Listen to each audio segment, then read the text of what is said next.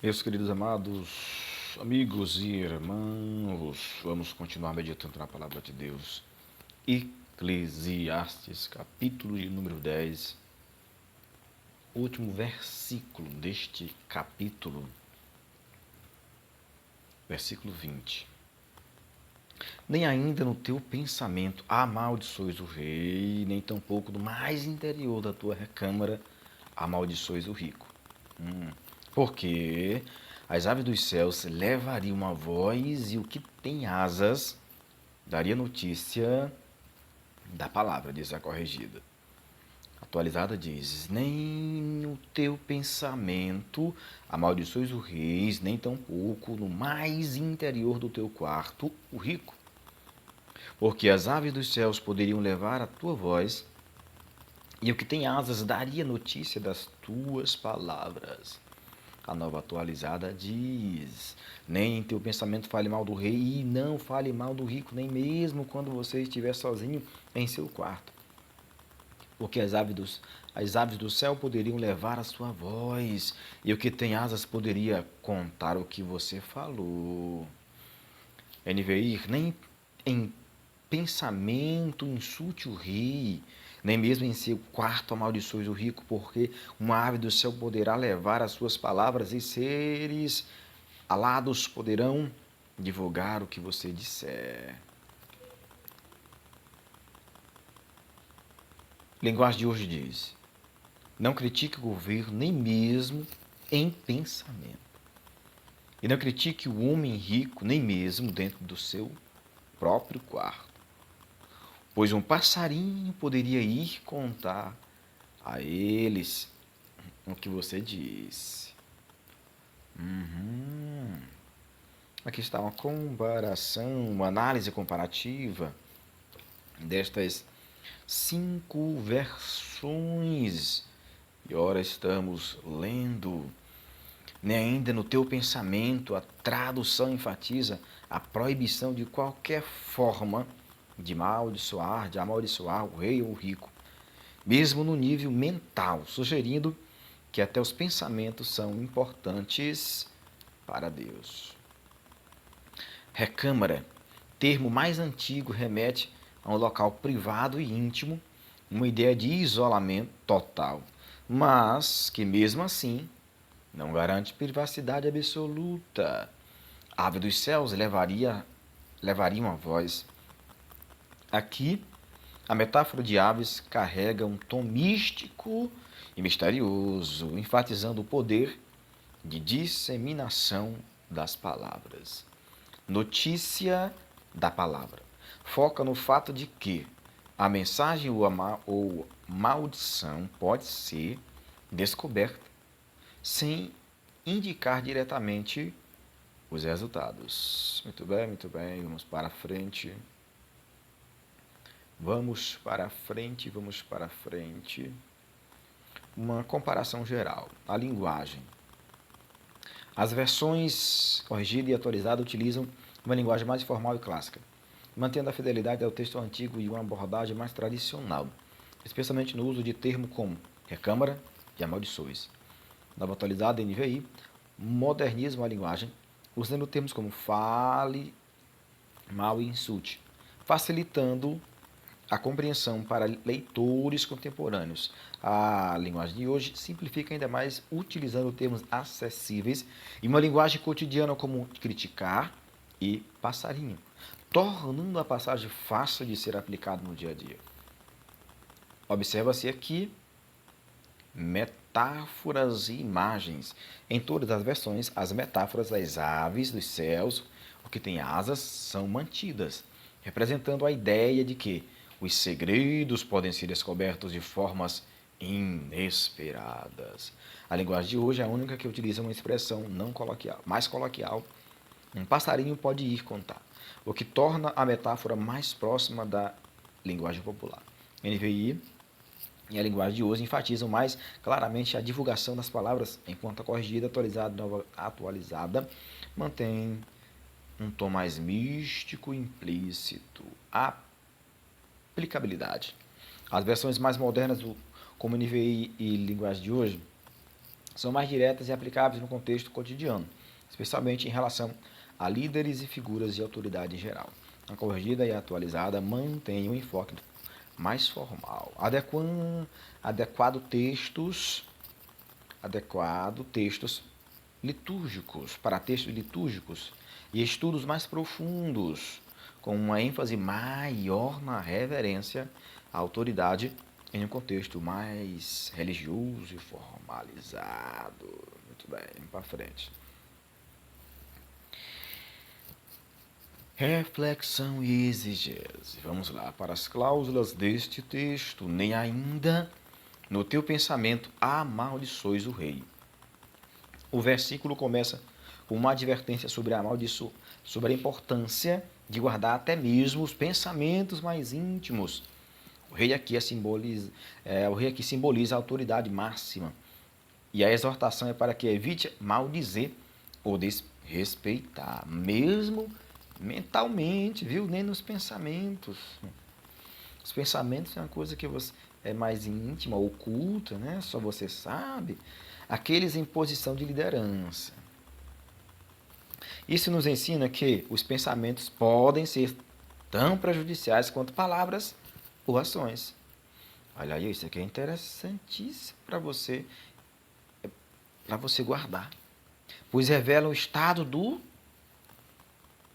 coração. Revela o estado do coração. Ou seja, se a pessoa expressa algo, porque já está no coração, como Jesus disse. Nem tão pouco, a segunda cláusula, nem tão pouco, no mais íntimo da tua recâmara, amaldiçoes o rico. A recâmara interior refere-se ao lugar mais secreto e privado. O texto alerta para que, mesmo nesses lugares íntimos, onde pensamos estar sozinhos e seguros, devemos evitar amaldiçoar o rico. O rico pode representar os poderosos, sugerindo que devemos ser cuidadosos, até com nossos pensamentos e conversas privadas, pois nada realmente está oculto, viu? Nada realmente é oculto. Terceira cláusula diz, porque as aves dos céus levariam a voz. Esta metáfora enfatiza que, mesmo os pensamentos e palavras ditas em segredo, podem ser transmitidos e conhecidos por outros. As aves dos céus representam um meio misterioso pelo qual as palavras podem se espalhar. Aqui, o texto sugere que nenhuma palavra, por mais discreta que seja, está verdadeiramente protegida, viu? Protegida. E o que tem asas daria notícia da palavra. Sim, a expressão que tem asas é uma continuação da ideia anterior, indicando que há forças invisíveis que podem transmitir o que foi dito em secreto, ou em segredo, melhor dito. Em segredo, que foi dito em segredo. Isso reforça a ideia de que nada permanece oculto por completo. E as palavras têm o poder de viajar e se espalhar de formas inesperadas. Se já era um fato naquele período, imagine hoje. Imagine hoje, no tempo que vivemos. Teologicamente, este versículo nos convida a refletir sobre a onisciência de Deus, que conhece não apenas nossas ações, mas também nossos pensamentos, palavras mais íntimas. Deus não está preocupado apenas com o nosso comportamento público, viu? Mas também com a pureza de nossa mente e coração. Como está a pureza de nossa mente e coração? Como está você? Além disso, este texto traz uma advertência sobre o respeito às autoridades e aos poderosos, refletindo a perspectiva bíblica de que as autoridades foram constituídas por Deus, como diz Paulo em Romanos 13. Veremos algo sobre isso mais à frente. Desrespeitar a autoridade, seja em pensamentos ou palavras, é visto como um desrespeito à própria ordem estabelecida por Deus. A ênfase na vigilância sobre o pensamento e as palavras nos lembra de que a justiça divina é perfeita e que, mesmo aquilo que acreditamos ser privado, pode ser exposto. Isso aponta para a integridade espiritual, seja íntegro espiritualmente. Pode, onde somos chamados a viver de maneira correta, tanto no interior quanto no exterior, sabendo que Deus vê todas as coisas. Viver de forma correta no interior e no exterior. Viu? Não apenas de aparências, não. De jeito, maneira nenhuma. Alguns tópicos dessa aplicação: a onisciência de Deus, a autoridade divinamente estabelecida, o poder do pensamento. Poder do pensamento. O versículo ensina que os pensamentos têm uma dimensão espiritual. Viu? Isso é profundo. Os pensamentos têm uma dimensão espiritual, sendo tão importante quanto as ações. A responsabilidade pelas palavras, cuidado com o que dizes. Integridade em todas as esferas. Muito bem. Quando não obedecer? Embora a Bíblia ensine respeito e submissão às autoridades, Romanos 13:2, há uma distinção clara quanto às leis ou direções das autoridades. Há uma distinção clara quando as leis ou direções das autoridades vão contra os mandamentos de Deus. Nesse caso, o princípio bíblico é o da obediência a Deus acima de qualquer autoridade humana. O exemplo de Pedro dos apóstolos: antes importa obedecer a Deus do que aos homens. Exemplo de Daniel, dos 3 jovens na fornalha. Deus é a autoridade suprema. Testemunho de fé em situações de conflito.